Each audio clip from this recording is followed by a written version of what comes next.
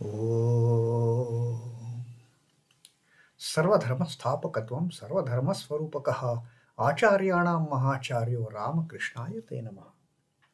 O establisher of all the faiths, embodiment of all the religions, the greatest teacher among all the teachers, O Sri Ramakrishna, my salutations to you. Namaste, Pranam. Sri Ramakrishna consoling that friend of other saint, Mr. Sri Sharada Charan. Sharada Charan, grief-stricken with the demise of his son, he has come to Sri Ramakrishna to hear those consoling words, to hear those soothing words of Sri Ramakrishna, to bring him up from that, to take him out of that sorrow, to take him out of that grief. And Sri Ramakrishna has, after the initial talk about the spirituality, now he has started talking to Sarada Charan, and he says, your grief for the death of your son is quite natural. He says, I don't say that one should not grieve or, one should not feel sad upon the death of a near and dear one. And Sri Ramakrishna then gave the example of the story from Ramayana that when Ravan died, was killed by the arrows of Sri Ram, Lakshmana went and saw the body of Ravan, and he was astonished to see that all the bones were pierced with minute holes, so many holes, innumerable holes in the bones of Ravana's body. Lakshmana thought this to be a powerful effect of his brother's arrows. His brother, of course, Dhanurdhar Ram, a mighty archer. So Lakshmana thought that this is because of that powerful and the strength of arrows of my brother, that Ravana's body, entire body is pierced with those minute holes. So he went to his brother. Lakshmana goes to his brother and tells him, glory to your arrows, O my brother. Each and every part of Ravan has been pierced, and one can see the minute holes riddled in the body of Ravan. And then Sri Ram says, it is not the magical effect of my arrows. It is not that powerful strength of my arrows that you are talking about, all those holes pierced in Ravana's body. These holes are nothing but the grief of the death of his sons in this battle. He says the grief is so strong that grief has pierced all his body, and the grief for his sons has pierced them through and through. The holes are the marks of this grief. It has penetrated his very bones. That is but natural, Sri Ramakrishna says. Your grieving for the loss of your son is but natural. And now, Sri Ramakrishna, in his words of consolation to Sarada Charan, he starts revealing this entire mystery, entire magic of the game of life and death that the Divine Mother is playing around in this creation. Sri Ramakrishna says, but house, wife, children, all are transitory. Everything in this creation is transitory. Everything in this creation, whether it is your house, whether it is your wife, whether your children, everyone is transitory. They all have to make an exit. They have only a momentary existence. In this eternal time frame of the creation, the human existence, the existence of all these things created in the universe is absolutely miniature. Maybe just about a second in the Brahma's day. Brahma's day, which constitutes say some 4.32 billion years. 4.32 billion years as the day and 4.32 billion years as the night. 8.64 billion years is one Brahma's day. And in this all billion years, what is the significance of an average human life which can never be beyond 100 at the most?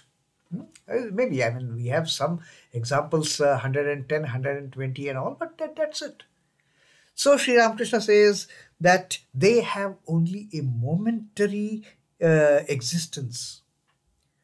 And then he says, the palm tree alone is real. One or two fruits have dropped off, so why lament? The palm tree, fruits keep on dropping. So if one fruit has fallen down from the top of the palm tree, why lament over it? Another will come, and all the fruits, ultimately they have to fall down. So is there any point in lamenting over the loss of that one fruit? Sri Ramakrishna says, this is such a natural process. I understand your grief is true, your grief is natural, but then you have to come out of it, Sri Ramakrishna says. Sri Ramakrishna is now teaching this great spiritual truth, this great spiritual insight in the process of life and death. And he says, the existence of all the living beings, all the beings in that world, all the creation is just a momentary existence. Then Sri Ramakrishna tells him about the play of the God. God is engaged in three kinds of activity. What are those three activities? Creation, preservation, and destruction. That is what God keeps on playing with. He will create a few things, he will preserve them, nurture them, nourish them, grow them well, and then at the end of it, he has to destroy everything. Whatever he has created, whatever mother has nourished, whatever she has preserved, mother has to destroy her own creation which she has preserved during this time frame. So that creation, preservation, destruction, it is the part and parcel of this creation. Death is inevitable, Sri Ramakrishna says. All will be destroyed at the time of dissolution. Nothing will remain. We are talking about the human lifespan of say 100 years. Or the lifespan of some animals like tortoise and all, maybe 100, 200, 300 years even. But everything has to come to an end. Everything in this creation has to come to an end. Even the creation itself has to come to an end. Nothing will remain, Sri Ramakrishna says. Everything will be wiped out. That is the course of this entire process of CPD, creation, preservation, destruction. All that at that time, at the time of destruction, Divine Mother will gather up the seeds for future creation. She has collected all the seeds. Now she has taken back the seeds. The whole creation is destroyed. Everything is nullified. Now Divine Mother will gather all the seeds which have fallen from the tree. She needs the seeds for the next creation. Once this creation is gone, then the Divine Mother will bring out the seeds for the next creation. Once one cycle of creation is over, the world is created, the universe is created, it is preserved, and then everything is destroyed. Then what next? Mother will keep on gathering the seeds of this creation, of the previous creation, and she will keep it in her pot. She will keep it in her purse. And then when she feels like, Mother will again bring out the seeds. Again, the new creation will come. She will lovingly, affectionately preserve that creation and towards the end, again, dissolve the whole creation. And Sri Ramakrishna compares this act of the Divine Mother of gathering the seeds and using them for the next creation with his example he has already quoted once. The example of the great old mistress of the house, the great grandmother. During the earlier times when there were joint families, there used to be one lady in the house, the eldest lady, the senior most lady of the house, maybe a grandmother, great grandmother, and She used to keep a hotchpotch-pot with her. That hotchpotch-pot was filled with all kind of things.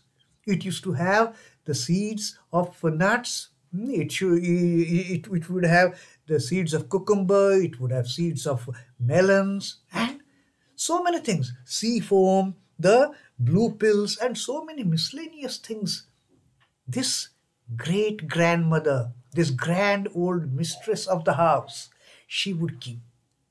This grand old mistress, she didn't have any other things to do.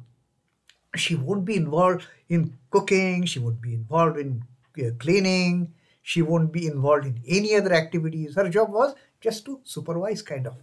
And in that hotchpotch pot that she used to carry, she used to keep that hotchpotch pot in her close position. Nobody would touch that pot. Nobody would even dare to take anything out of it. That was only the property of that grand old lady. And then, once in a while, as per her wish, she would take out those seeds. The seeds of cucumber, the seeds of melons, and then she would start playing with those. So likewise, Sri Ramakrishna says, our Divine Mother, she gathers up the seed, even as the elderly mistress of the house keeps in her hotchpotch pot the little bag of cucumber seeds, sea foam, blue pills, and so many miscellaneous things. The Divine Mother will take her seeds out again at the time of new creation. Whenever she feels, okay, now is the time, I should create another creation. Then she will take out the seeds from the previous creation and a new creation will spring up. Again, she will preserve it, she will nourish it, she will make it grow. And one fine day, mother says, enough of it now. My child has to go back to sleep. And the entire creation is wiped out. The entire creation, the Divine Mother will take it back. From that creation, again, she will take out the seeds for the next creation. So Sri Ramakrishna says, this is the game. This is the play that Divine Mother, this is the play that the Lord is incessantly playing. Creation after creation. We don't know how long our creation of this universe will last. Again, it has to go. And again, a new creation will come after some low-lying phase when there is nothing. And then the creation will start again. So this is what Sri Ramakrishna's consolatory words to Sri Sarada Charan, that don't worry. I mean, yes, you have faced a great amount of loss in your life. You have lost your son, you are grieving, which is very much natural. But then you have to come out of it. You have to understand this fact that yes, all of us, we have to go one day. And not only all of us, everything in this creation has to go one day, and that is the play of the Lord. Lord creates, Lord preserves, Lord destroys.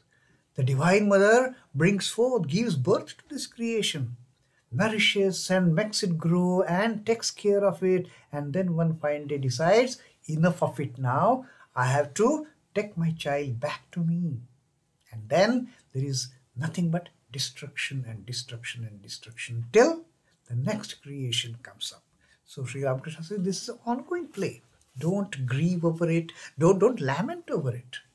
Grief is natural, but don't lament over it. And keep on moving forward, thinking about the God, thinking about His play, and accept the fact that this is the God's play, the creation, preservation, destruction.